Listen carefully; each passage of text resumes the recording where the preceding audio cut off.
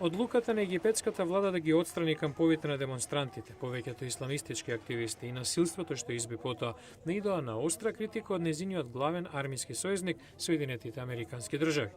Само пред 2 недели државниот секретар Џон Кери ја пофали привремената влада, поддржана од армијата, за обидот да ја врати демократијата во Египет, откако на 3 јули го симна председателот Мухамед Морси, поддржуван од исламистите.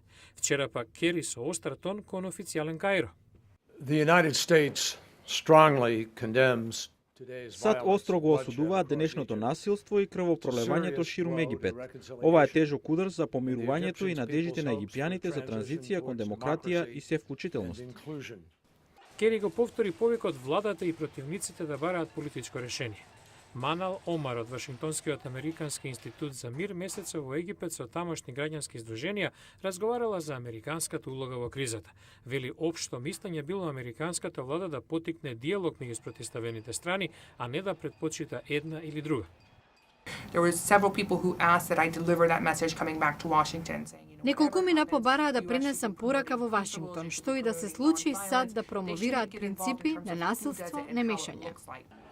Генералниот секретар на Обединетите нации Бан Ки Мун, вели неговиот портпарол, жали што египетските власти избрале сила против демонстрантите.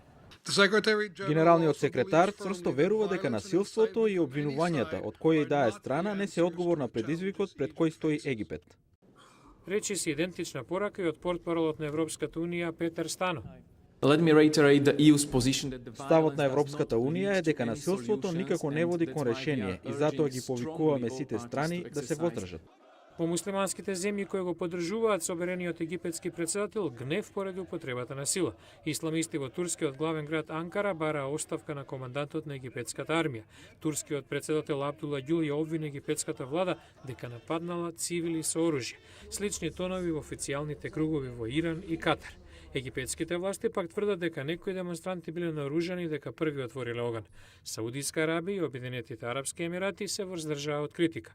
Обете се против движењето Муслиманско братство на Морси и веќе дадоа милиарди долари помош на владата што го собори.